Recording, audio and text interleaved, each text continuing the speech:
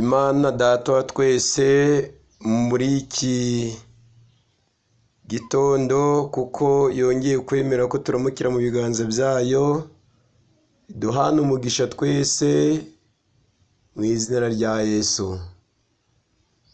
Tugiye kuganirira hamwe amagambo meza y'ubugingo atubwira ngo ninde munyamahirwe kurusha abandi. Ninde munyamahirwe kurusha abandi? Uwari wese azi izina mahirwe icyo risobanuye, kandi buri wese atekereza ko ashobora kuba yabona ayo mahirwe nk'uko n'abandi bayabonye. Mbere y'uko dukomeza, reka tubanze dusenge. Data mwiza uri mu ijuru ryera udukunda, turagushimye kuko uri Imana yacu, uhabwa icyubahiro. Duhe kubana nawe Data, duhe ku mpano ya Mwuka Wera ngo ibashe kudusobanurira icyo ubugingo bwa mwene muntu bukeneye kurusha ibindi, kandi tuzi yuko utwifuriza kugubwa neza tukiri muri iyi si, ndetse na nyuma y'ubuzima ko hari ubundi buzima. Duhe kubyizera Data, kuko turi mu isi y'ibibazo, isi igoye abantu, isi itagira ibyiringiro, ariko tuzi yuko nyuma yo kukwiringira haboneka ubuzima busha. Uduhe rero kuba mu ruhande rwawe kugira ngo tubashe kugubwa neza. Bategeye amatwi ijambo ryawe Data, tubasabiye umugisha kugira ngo ubahe gutuza mu mitima yabo, kandi bahabwe ku mpano nabo, kuko uri Imana nziza, ku bwa Yesu umwami wacu, amena. Kuko twari tumaze kubibona, umunyamahirwe kurusha abandi ninde? Nagiye mbona ubutumwa bwinshi kuri telefone bumbwira ko ngize amahirwe, ariko ayo mahirwe ntabwo nigeze nyabona. Ariko numva hari n'abavuga ko hari abahabwa impano kubw'ibihembo baba bakoreye, cyangwa se kuko hari imikino baba bakinye bakabasha guhabwa ibyo bihembo.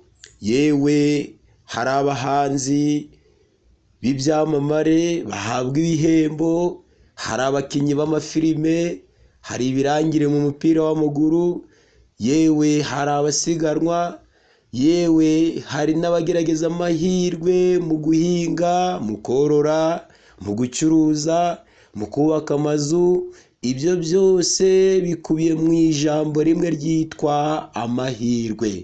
Mbese muri aba bose ninde munyamahirwe kurusha abandi? N'uwabonye se urushoro rwo kuba yakubaka inzu nziza ikagikodeshwa? N'uwahinze se akabonamo umusaruro mwinshi?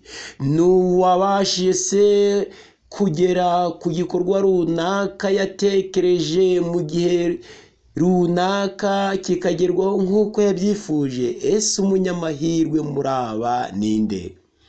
Umugaragu w'Imana Pawulo, mu gihe yarimo, ndavuga mu gihe cy'Ubugiriki cyangwa se cy'Abagiriki, ubwo yitegerezaga umukino umwe Abagiriki bakundaga, umukino w'isiganwa. Kandi namwe amasiganwa nk'aya bamwe muri mwe mwarayabonye, haba ku ikoranabuhanga ndetse amaso ku maso. Pawulo iri siganwa yaje kurivugaho, aho yanditse muri iki gice cya 9 muri Bibiliya, mu gitabo cya mbere cyangwa se mu rwandiko rwa mbere yandikiye itorero ry'i Korinto, aho kuri uyu murongo wa 24 yanditse amagambo avuga ati: ntimuzi yuko mu birori abasiganwa biruka bose, ariko ugororerwa akaba umwe? Namwe aba ariko mwiruka kugira ngo mugororerwe. Iri siganwa umugaragu w'Imana yabonye, yabonye abasiganwa ari benshi kandi bashiramo imbaraga, buri wese aharanira kugira ngo abashe gutsinda, abashe kugera aho basiganirwa kugera ari uwa mbere, ari uhabwa ikamba kurusha abandi. Nanjye nabonye abasiganwa nk'aba birukanka ku magare kandi nabonye bashiramo imbaraga nyinshi cyane. Nabonye harimo abaguye kandi bagakomereka kandi bapfutswe ariko batavuye mu isiganwa. Nabonye ababaga bananiwe ariko bihanganye batavuye mu isiganwa bitewe n'urugendo bakoze uko rungana. Nabonye ababaga bacikiweho n'imyambaro babaga bambaye bitewe no gukora impanuka ariko bagakomeza isiganwa. Ariko ndagira ngo mbabwire yuko bavandimwe, hari n'abatarangizaga isiganwa kuko barigwagamo kandi ikamba baharaniraga ikamba ryangirika. Mugaragu w'Imana ati namwe aba ariko mwiruka kugira ngo mugere aho musiganirwa kugera, kugira ngo muzahabwe ikamba. Tugiye kubona kuri uyu murongo wa 25 muri iki gice cya 9. Umuntu wese urushanwa yirinda muri byose, abandi bagerageza batyo kugira ngo bahabwe ikamba ryangirika nk'uko twabibonye bavandimwe. Naho twebweho tugenzereza dutyo kugira ngo duhabwe ikamba ritangirika. Mbega amagambo meza! Iri siganwa Pawulo yabonye ababaga barimo icyo baharaniraga ni ukugira ngo bahabwe ikamba ryo mu isi. Ibi mushobora kubyumva neza kuko Nyampinga iyo yabonetse cyubahiro aragihabwa cy'iyi si, amashara yahabwa, impunda zihabwa n'ababyeyi, yewe ababyeyi baranezerwa cyane. Agace avukamo barakaririmba ngo kabyaye Nyampinga, umudugudu avukamo. Mbese uyu Nyampinga aba yubashwe mu muryango akomokamo, ndetse n'aho agenda abantu baravuga ngo murebe Nyampinga. Byamamare by'umupira w'amaguru tujya tubyumva, abitwa ba Messi, abitwa ba Cristiano, abitwa ba Ronaldo n'abandi. Abo bose isi irabaririmba, abo bose bahabwa icyubahiro kigenerwa abanyacyubahiro b'isi. Yewe aho bagenda baba bashagawe, abantu babifuza kubabonaho amaso ku yandi. Iyo bageze mu gihugu runaka, igihugu kiranezerwa ngo cabonye abantu badasanzwe, yewe bakabacungira n'umutekano mu buryo bukomeye cyane. Ariko umugaragu w'Imana aranditse ngo abo bose ikamba bahabwa ni ikamba ryangirika bavandimwe. Mbese umunyamahirwe muri aba ninde kurusha abandi? Igihe umugaragu w'Imana yitegerezaga iri siganwa, muri iki gitabo cyitwa Ibyakozwe n'Intumwa cy'uyu mwanditsi, ku gice cya 30, ku kigwa kivuga ngo guhamagarirwa kugera ku rugero rwo hejuru, guhamagarirwa kugera ku rugero rwo hejuru.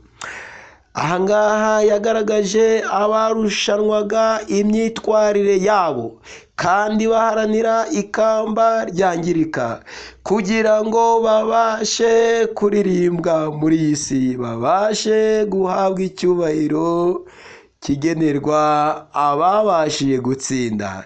Igihe abarushanwaga bahagararaga imbere y'imbaga y'abantu yabaga ibategereje, turi ku ipaje 190.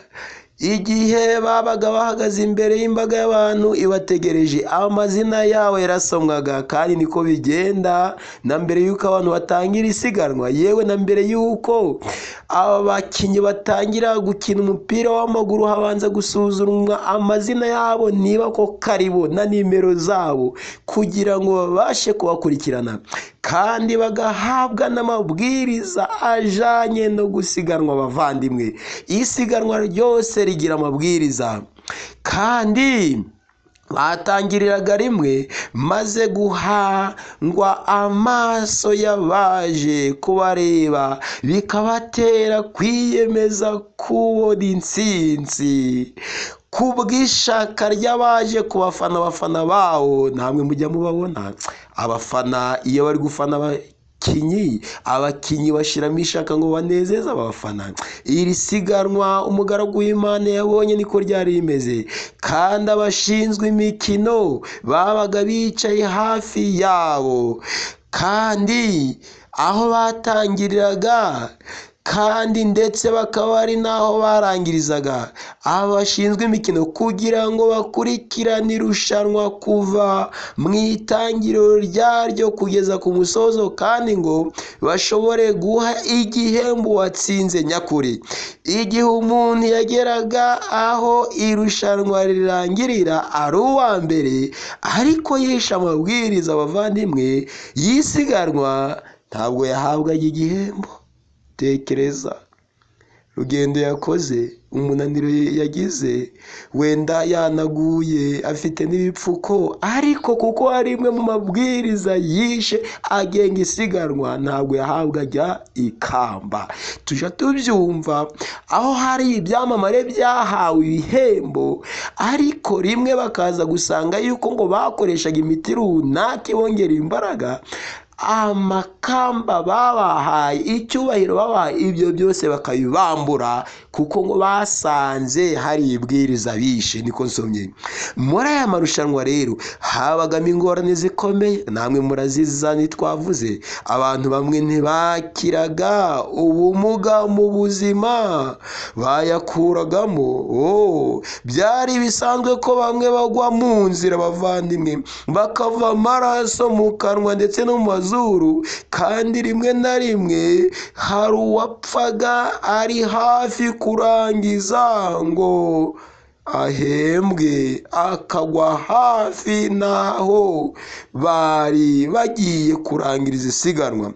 Nyamara ko umuntu yahakura ubumuga mu buzima bwe bwose cyangwa urupfu, ntibyarebwaga nk'akaga gakomeye umuntu yakwishyiramo igihe arangamiye icyubahiro cyahabwaga uwatsinze irushanwa. Nubwo habaga harimo ingorane zikomeye, yewe zatera umuntu ubumuga budakira akaba yanavamo n'umwuka, ibi ntabwo yabihaga agaciro. Icyo yahaga agaciro ni uguhabwa ikamba. Ikamba rimeze gute, bavandimwe? Nk'uko twabibonye ku murongo wa 24 mu gitabo cya Bibiliya, ni ikamba ryangirika. Mu rwandiko Pawulo yandikiye Abakorinto rwa mbere igice cya 9, iri ryari ikamba ryangirika. Igihe utsinze rero yageraga aho isiganwa rirangirira, abantu benshi babaga bahari bakomaga mu mashi, ndetse amajwi akumvikana no mu misozi y'abagihakikije. Birumvikana mu maso y'ababaga baje kureba ibirori, ushinzwe gutanga ibihembo yaheraga ko akamuha ibimenyetso by'intsinzi, byabaga ari ikamba ry'icyubahiro cyangwa ishami ry'umukindo yatwaraga mu kuboko kw'iburyo. Icyubahiro cy'uwatsinze rero cyaririmbwa mu gihugu. Nimutekereze namwe, kandi mu gihugu hose iyo ikipe yatsinze igihugu barayiririmba, yewe n'abatazi abo bakinnyi. Ababyeyi byo nabo urabyumva, bo babaga bari akarusho, bahabwaga icyubahiro, ndetse n'uyu mugakomokamo, uyu mujyi nawo wahabwaga agaciro kuko wabaga warabyaye icyamamare. umugaragu w'Imana rero mu kuvuga ibi ngibi yagaragaje uburyo bwitange bubaho kandi harimo akaga, ariko akaga bakakihanganira kandi baharanira ikamba ryangirika. Ndagira ngo aba bose twavuze rero tumenye ngo umunyamahirwe muri aba ninde. Mugaragu w'Imana rero igihe yavugaga ibijyanye n'ikamba riruta iri kamba baharaniraga, kuri uyu murongo wa 25 yavuze ngo umuntu wese urushanwa yirinda muri byose. Niba baririndaga kugira ngo batica amabwiriza, twebwe niba hari ikamba tuvuga ko duharanira, amabwiriza ko ahari, twebwe ayo mabwiriza niba tuyica iri kamba tuzarihabwa. Mbese iri kamba ni irihe? Umuntu wese urushanwa yirinda muri byose. Abandi bageragereza batyo kugira ngo bahabwe ikamba ryangirika, naho twebweho tugeragereza dutyo kugira ngo duhabwe ikamba ritangirika. Mbega amagambo meza! Kugira ngo duhabwe ikamba ritangirika. Mbega uburyo ari ingenzi cyane ko umukristo abona ko inyungu z'iteka ryose agamije zibangamiwe, akwiriye kwegurira ipfa n'irari rye ubushake bw'Imana. Ntakwiriye na rimwe kwemerera kugaragazwa n'ibimushimisha ndetse n'ibinezeza n'imibereho yoroheje. Ingeso ze zose n'ibyo akunda bigomba kugengwa n'imyifatire idakebakeba, intekerezo zimurikiwe n'inyigisho ziva mu ijambo ry'Imana kandi zikayoborwa na Mwuka wayo, nizo zihinduka umugenga w'imikorere yacu. Niba babirinda bavandimwe, ntawe ugiye kuja mu irushanwa ufata ibiyobyabwenge ngo ubwenge bwe bubare igice, ubwenge bwe bujijishwe. Ntawe urangara, ntawe wambara uko ashaka, nta n'ugaragaramo wigira mu byenga avuye ngo igihe irushanwa ributangirire nibwo nanjye nzazira. Ahubwo habamo kwitoza, imyitozo, kumenyereza umubiri kugira ngo umuntu abashe kugira ubuzima bwiza, imitsi ye ibashe gukora neza, imishokoro ye, ibyiyumvire bye bibe biri kuri gahunda, abashe kuja mu isiganwa afite ubuzima buzira umuze. Niba twebwe duharanira ikamba ry'ubugingo, mbese dukwiye kugira imyifato imeze gute? Dukwiye kugira imyifato yo kwirinda abavandimwe muri byose kugira ngo tubashe kuba mu isiganwa kandi tuzabashe kugera aho dusiganirwa. Mbese umunyamahirwe kurusha abandi ninde? Igihe Yesu wari utegerejwe igihe kirekire, tegerejwe n'abo mu isi, kuko humvikanaga amagambo menshi mu bahanuzi n'intumwa avuga yuko umukiza azavuka kandi yuko ari we uzakiza abantu bose, ari umwami w'amahoro, ari uzatera abantu kugubwa neza, ari uzakiza abantu ibibazo. Umukiza wari warasezeranijwe ubwo yamaraga kuboneka, cyangwa se ubwo yamaraga kugaragara mu isi kandi akora imirimo n'ibitangaza bitandukanye. Bari bamutegereje, imbaga y'abantu benshi cyane bari bamutegerejeho ibyiringiro. Umunsi umwe ku musozi wa Elayono, ngo Yesu yari kumwe n'itsinda ry'abigishwa be, shagawe n'abantu benshi kugira ngo bumve amagambo ava mu kanwa ke kandi abatera ibyiringiro, bahumuriza. Ahari itsinda ry'abantu bafite ibibazo bitandukanye kandi abantu bari bakeneye kugira ngo ibibazo byabo bibonerwe ibisubizo. Igihe Yesu yabonaga iyi mbaga y'abantu benshi rero bari baje kumva amagambo ye ahumuriza imitima, mu gitabo cy'umwanditsi Ellen White cyitwa ngo abahirwa ni bande, mu kigo kivuga ngo mu ibanga ry'umusozi, ku ipaji ya 13 ari kutubwira ngo ubwo bari bicaye ku byatsi bitoshe, ndavuga ba bantu bari bashagaye Yesu mu ibanga ry'umusozi bategereje amagambo y'umwigisha wavuye ku Mana, mitima yabo yuzuwemo n'intekerezo z'ikuzo bari bategereje. Aho hari abanditsi n'abafarisayo bari bategereje umunsi bazashobora kwiganzura abanzi babo b'Abaroma no kwigarurira ubutunzi n'icyubahiro by'iyo ngoma yari igihangange ku isi. Bavandimwe, iri ni itsinda rimwe ry'abanditsi bari bategereje ko Yesu atangaza yuko ingoma y'Abaroma yikuyeho, kuko yari ihagitse ubwoko bw'Abayuda icyo gihe butaguwe neza, kandi hari n'abafarisayo. Aba nta kibazo bari bafite kijyanye n'imyambarire n'imirire, kuko no muri ubu buzima hariho abantu bafite ibyo kurya, yewe n'imbwa zabo zirarya zigahaga, kandi hariho abafite amazu babamo, hakabamo n'abagira amazu arenze imwe ayo bakodesha ya rezeriva, ariko hari n'abandi batagira n'aho kuba, baba mu makode, yewe batazi n'igihe bazayaviramo, batagira ibyo kurya, mu gihe abandi n'imbwa zirya zigasagura, batagira ibyo kwambara. Aha hari n'itsinda ry'abakene, ndetse harimo n'abarobyi babigishwa ba Yesu, nabo bari bafite amatsiko yo kumenya icyo Yesu agiye gutangaza.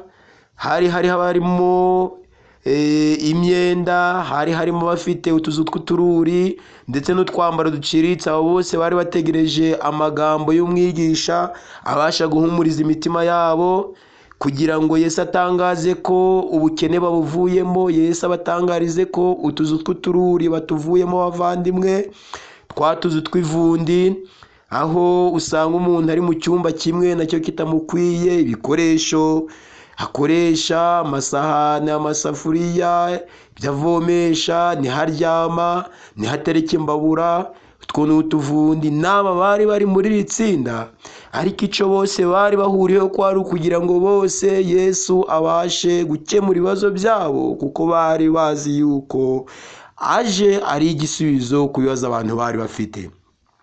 Aba bose bari bategereje amahirwe akomoka kuri Yesu, nk'uko twabonye abagize amahirwe muri ubuzima bw'isi, ariko uyu munsi wa none ukaba ushobora gusanga aya yiswe amahirwe atari amahirwe nyakuri aba babonye, kuko n'ubundi ibibazo bitabuze gukomeza kubibasira, imitima yabo itabuze gukomeza guhangayika. Niyo mpamvu Yesu ubwo yatangarizaga iri tsinda riri mu migabane itandukanye, abakire, abakene, abakomeye n'aboroheje, ubutumwa bwiza uko bwanditswe na Matayo muri iki gice cya 5, abonye abantu benshi azamuka umusozi, amaze kwicara abigishwa be baramwegera. Nk'uko nababwiye, hari abigishwa be ndetse n'abandi bantu batandukanye bari baje kugira ngo abahe ihumure. Iyo Yesu rero yitegerezaga abigishwa be n'abandi bari bamushagaye, yagombaga kugira icyo abatangariza. Niko byagiye bigenda mu gihe yamaze hano ku isi. Aterura amagambo ye agira ati, hahirwa abakene mu mitima yabo, kuko ubwami bwo mu ijuru ari ubwabo. Mbega amahirwe noneho tubonye aruta yayandi. Muvandimwe wanjye, abari abakene mu buryo bugaragara, ntabwo igisubizo cyuzuye bari bakibonye. Yesu kuko yarashimangiye yuko abakene bahirwa, ariko aba bakene ni abahe yavugaga? Ntabwo ari abakene b'imyambaro, si abakene b'amazu, si abakene bo kuba bakeneye amamodoka, amafaranga n'ibindi, ahubwo ni abakene mu mitima yabo. Babandi yagaragaje kuri uyu murongo wa 6 avuga ngo wahirwa afite inzara n'inyota byo gukiranuka kuko ari bo bazahazwa. Mbega amagambo y'ubugingo! Mbega umunyamahirwe kurusha abandi! Mbega umunyamahirwe kuruta abatunzi bo muri iyi si badafite aya mahirwe! Mbega umunyamahirwe ufite umutekano wuzuye. Inzu nziza irimo amakaro, warara uyiriramo umuvandimwe, ukarara ukanuye amaso, ukarara udasinziriye. Imodoka nziza ugendamo, umugabo abyuka ayijamo ariko yaraye ku nduru. Umugore abyuka aja ku kazi keza ariko yaraye ku rutoto rw'umugabo. Bagabo, uyu munsi wa none bamwe bafite ibyabo bitanda, abagore nawe bikaba uko nguko, kandi ari umugore n'umugabo basezeranye mu buryo bw'amategeko, ariko kuko badashaka kugira ngo wenda rubanda rubimenye cyangwa akazi bakora abakoresha bo batabimenya nk'abantu nabo bazi amategeko, ibyo bakabyihanganira, ariko baraye mu nzu nziza abavandimwe, ariko bahangayitse, nta gusinzira. Amafaranga ushobora kuyagira ariko akagutera ibibazo biruta ibyo abatayafite bafite aya mahirwe. Abakene mu mitima yabo, abafite inzara n'inyota byo gukiranuka, babandi basonzera ijambo ry'Imana, bagasomamwo amagambo abahumuriza, bagasoma mu buryo Yesu ari utanga ihumure ryo mu mutima, Yesu ari utanga amahoro yuzuye adatangwa n'umwana w'umuntu, kuko umwana w'umuntu ibye ni urucantege gusa, ariko Yesu mwiza atanga ihumure mu mutima w'umuntu, umuntu akabasha kugubwa neza. Wagira isambu umuvandimwe kandi irumbuka, wagira igikuyu, wagira ifamu, wagira amashyo, ariko muvandimwe ntabwo ibyo byabasha gutuma umutima wawe unezererwa. Ibyo nubwo bigaragarira mu maso y'abantu nk'aho wagize amahirwe, ariko ayo si amahirwe. Amahirwe yuzuye ni aya ngaya dusomye, amahirwe atangwa n'umwami Yesu abakene mu mitima yabo, abafite inzara n'inyota byo gukiranuka kuko ari bo bazahazwa. Ni nayo mpamvu Yesu mwiza ari we wagaragaje amagambo y'ihumure. Wari uzi yuko mu gihe turimo abantu benshi bazaba bahangayitse, bahangayikishijwe no kubona ubutunzi bw'isi, bahangayikishijwe n'icyubahiro cy'isi, nk'uko abafarisayo twabonye n'abanditsi bifuzaga yuko ingoma y'abaroma bayijaho maze bakicara bakayobora. Ese bavandimwe, utekereza yuko iyi ngoma y'abaroma niyo yari kuvaho bakicara ari bwo bari kugira amahoro yo mu mutima? Ntabwo ibibazo byari gushira, kuko abanyacyubahiro bo mu isi nabo bafite ibibazo. Abakire bo mu isi bitwa ba miliyoneri, abafite amamiliyari, abafite ubutunzi bukomeye cyane, abafite amato mu nyanja, indege mu kirere n'ibindi, abo nabo barahangayitse muvandimwe. Ariko uyu nguyu we ni umunyamahirwe kurusha abandi, umukene kandi ufite inzara n'inyota byo gukiranuka. Yesu rero wari uzi ko mu gihe gisa n'iki ngiki abantu bazaba bahangayitse, hari icyo yahamagariye abantu. Murongo wa 28 mu butumwa bwiza bwa Yesu uko bwanditswe na Matayo, muri iki gice cya 11, Yesu ahamagarira abantu ababwira ngo mwese abarushe n'abaremerewe nimuze munsange ndabaruhura. Mbega ihumure! Bagabo murushe, bagabo munaniwe, bagore murushe, yewe basore munanijwe n'ibiriho muri iyi minsi, namwe mwese mutegeye amatwi iki kiganiro. Yesu umwami w'amahoro arimo guhamagara ngo mwese abarushe n'abaremerewe nimuze munsange ndabaruhura. Aho kwikorera umuzigo w'ibyo byose bibaremera bitabasha kubaha amahoro. Ubutunzi si bubi, kubaka amazu si bibi, gushaka amasambu si bibi, ariko muvandimwe ibyo si byo biza ku mwanya w'imbere. Ubona akazi keza kandi warura aho ngaho uvuga ngo nindamuka mbonye akazi noneho nzaryama nsinzire, ahubwo wamara kukabona ukarara ukanuye amaso, stress zikakwataka, ibibazo bikavuka, umunaniro wa buri munsi, ukavuga utari ko aka kazi ko narinzi ngo niko kazatuma mbasha kugubwa neza nkagira umutekano, none bimeze gute? Ugasanga ahubwo amaganya yiyongereye kurusha amaganya wari ufite utarakabona. Ibyo byose rero biza bikurikira kubanza kuba umunyamahirwe.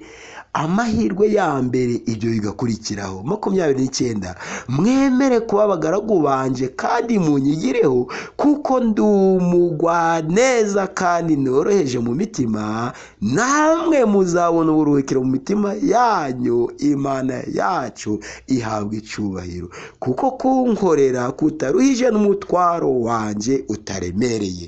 Gutunga Yesu mu bugingo bwawe, gutunga Yesu mu mutima wawe ntabwo ari umutwaro uremereye, ahubwo ubona uburuhukiro mu mutima wawe, maze ukabaho uguwe neza. Ibibazo byose Yesu akakubera igisubizo.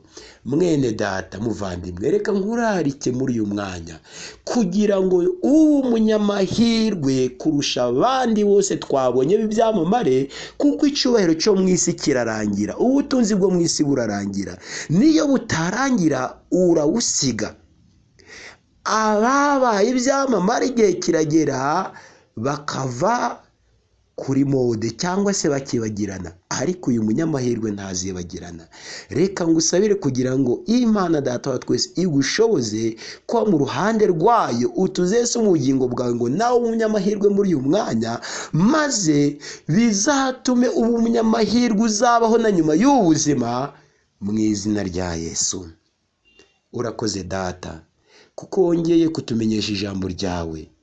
Tubonye ababaye ibyamamare mu mikino itandukanye, tubonye abageze ku ntsinzi bagahabwa ikamba, ariko tubonye yuko aba bose ikamba bahawe ari ikamba ryangirika, kandi babaga bafite amabwiriza ajyanye no kwirinda, batiyandarika, imibiri yabo batayishyiramo ibyo babonye byose, kugira ngo babashe kuja mu isiganwa bafite imibiri izira umuze.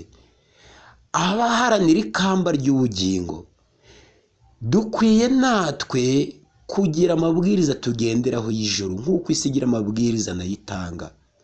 Ayo mabwiriza nta yandi, ni ukugendera mu mategeko n'amateka, mu kwirinda muri byose, duharanira guhabwa ikamba ry'ubugingo. Mwuka wera muyoboza dushoboze Data mwiza, uduhe kuba abanyamahirwe uyu munsi wa none, baruta abanyamahirwe bahawe ikamba ryangirika, kugira ngo tuzahabwe ikamba ritangirika. Niko tubigusabye tubyizeye mu izina rya Yesu umwami wacu, amena.